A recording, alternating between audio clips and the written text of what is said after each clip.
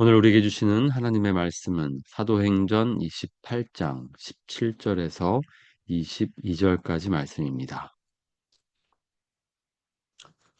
사흘 후에 바울이 유대인 중 높은 사람들을 청하여 그들이 모인 후에 이르되, 여러분 형제들아, 내가 이스라엘 백성이나 우리 조상의 관습을 배척한 일이 없는데 예루살렘에서 로마인의 손에 죄수로 내준 바 되었으니, 로마인은 나를 신문하여 죽일 죄목이 없으므로 석방하려 하였으나 유대인들이 반대하기로 내가 마지못하여 가이사에게 상소함이요 내 민족을 고발하려는 것이 아니니라. 이러므로 너희를 보고 함께 이야기하려고 청하였으니 이스라엘의 소망으로 말미암아 내가 이 쇠사슬에 매인 바 되었노라. 그들이 이르되, 우리가 유대에서 내게 대한 편지도 받은 일이 없고 또 형제 중 누가 와서 내게 대하여 좋지 못한 것을 전하든지 이야기한 일도 없느니라. 이에 우리가 너의 사상이 어떠한가 듣고자 하니 이 파에 대하여는 어디서든지 반대를 받는 줄 알기 때문이라 하더라. 아멘. 로마에서 전하는 복음이라는 제목으로 오늘 말씀 함께 묵상하겠습니다.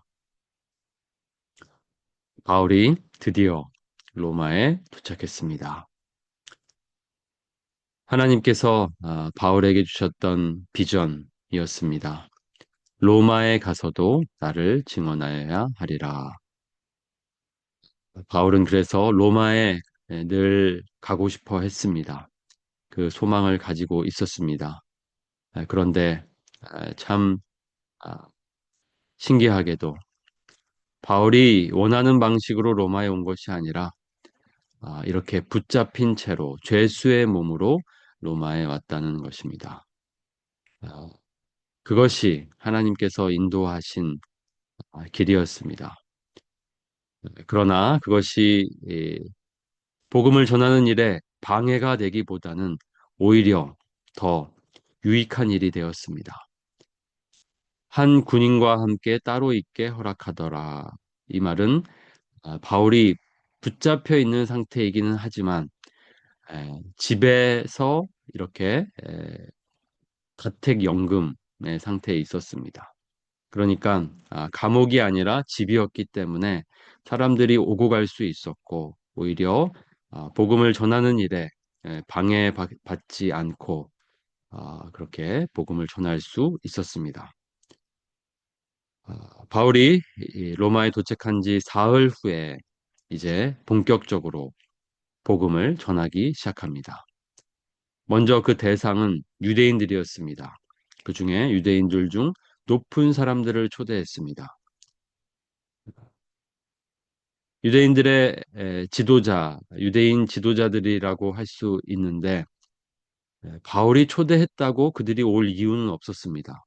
그러나 놀랍게도 그들은 이 집에 갇혀 있는 바울에게 찾아왔고 바울과 대화를 나누었습니다. 이전에 바울이었다면 로마에 왔었다면 아마 회당을 찾았을 것입니다. 그러나 지금은 자신이 그렇게 원하는 대로 갈 수가 없었기 때문에 이렇게 청하는 방식으로 사람들을 만났습니다. 유대인들을 위해서 늘 복음을 전했던 바울이었습니다. 이렇게 로마에 와서도 똑같이 유대인들에게 먼저 복음을 전하기 시작했습니다.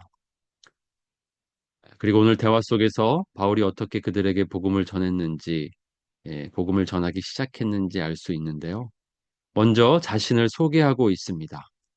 자신이 왜 여기에 오게 되었는지 그 과정들을 이렇게 요약해서 말하고 있습니다. 이렇게 하는 이유는 유대인들에게 혹시 에, 복음을 듣는 일에 어떤 장애물이 있지는 않을까 그렇게 염두에 두고 자신을 소개하고 있었습니다.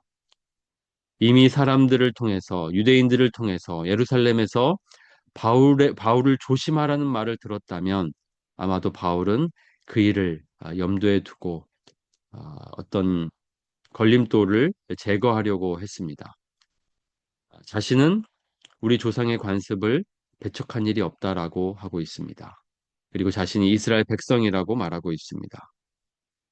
예루살렘에서 자신이 붙잡혔던 것은 이러한 죄목 때문이었습니다. 그러나 로마인들은 자신을 신문했을 때에 아무런 죽일 제목이 없었다라고 결론을 내렸고, 그럼에도 자신이 이렇게 로마에 오게 된 것은 유대인들이 반대하기 때문에 그냥 풀려나서는 안 된다고 생각했고, 황제에게까지 와서 이 문제를 해결해야 했다라고 그렇게 자신을 소개하고 있습니다. 그러니까 혹시나 이 유대인들에게 바울에 대한 어떤 부정적인 생각이 있지는 않은지 확인차 이렇게 자신을 소개하면서 나는 내 민족을 고발하려는 마음이 없다.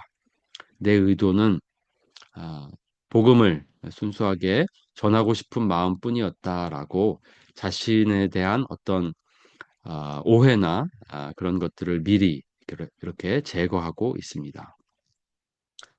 복음을 전도할 때는 이러한 과정이 필요합니다. 장애물이 있지는 않은지 확인하고 제거해야 합니다.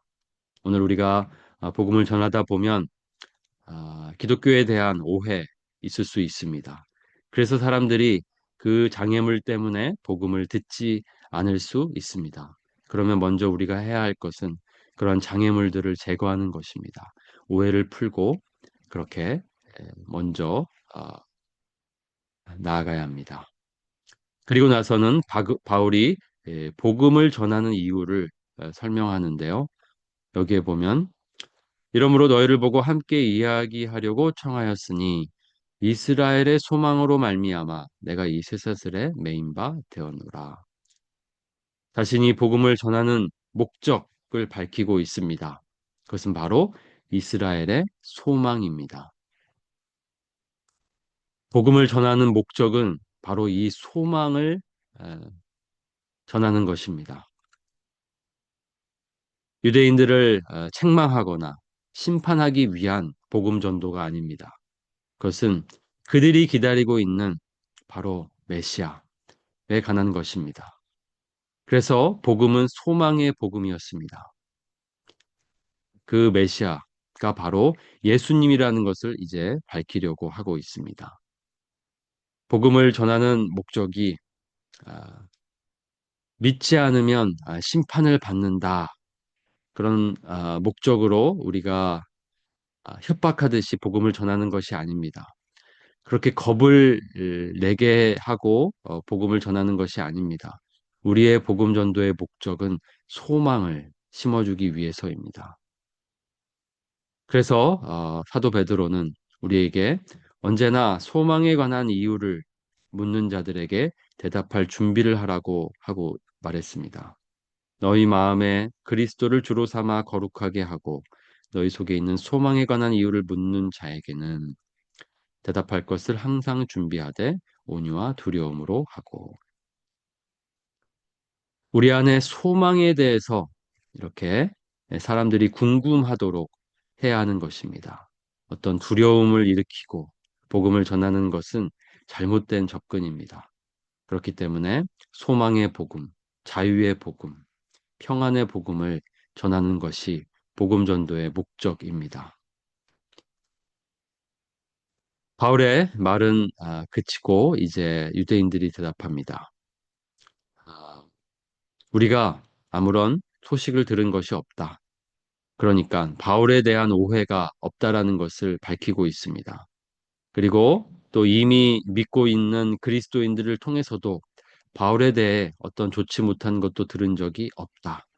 그저 우리는 너의 사상이 궁금하다. 너의 말을 듣고 싶다라고 하고 있습니다. 이것은 그들이 지금 복음을 들을 준비가 되어 있다는 뜻입니다. 아, 은혜입니다. 그들이 복음을 들을 준비가 되어 있었다는 것. 이것은 참으로 놀라운 하나님의 은혜입니다. 아무런 걸림돌을 찾을 수 없었고 그들은 아, 바울의 생각, 바울이 전하는 복음을 듣고 싶었습니다.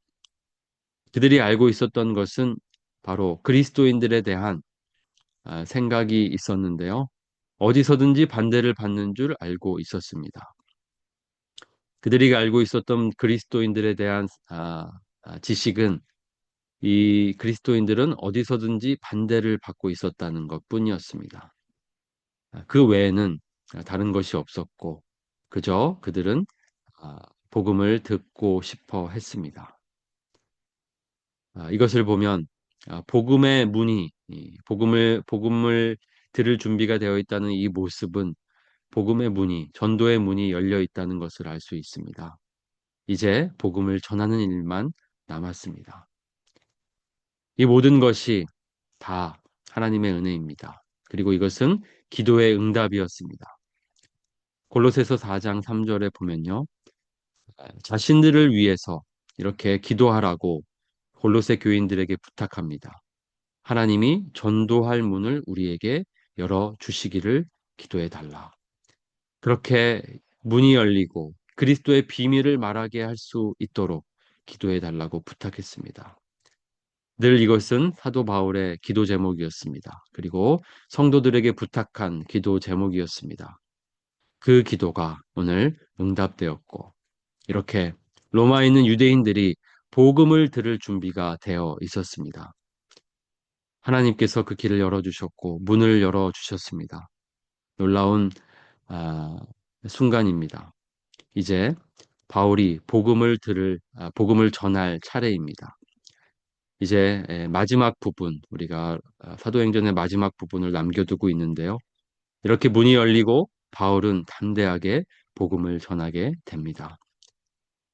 오늘 바울이 로마에서 복음을 전하는 이 모습을 보면서 우리도 바울처럼 복음을 전할 준비가 되면 좋겠습니다. 그리고 오늘 기도해야 할 일이 있다면 사람들의 마음이 열리기를 기도하면 좋겠습니다. 그래서 전도할 문이 열리고 우리가 담대히 복음을 전할 수 있도록 그렇게 기도하면서 나아가는 이 아침이 되면 좋겠습니다.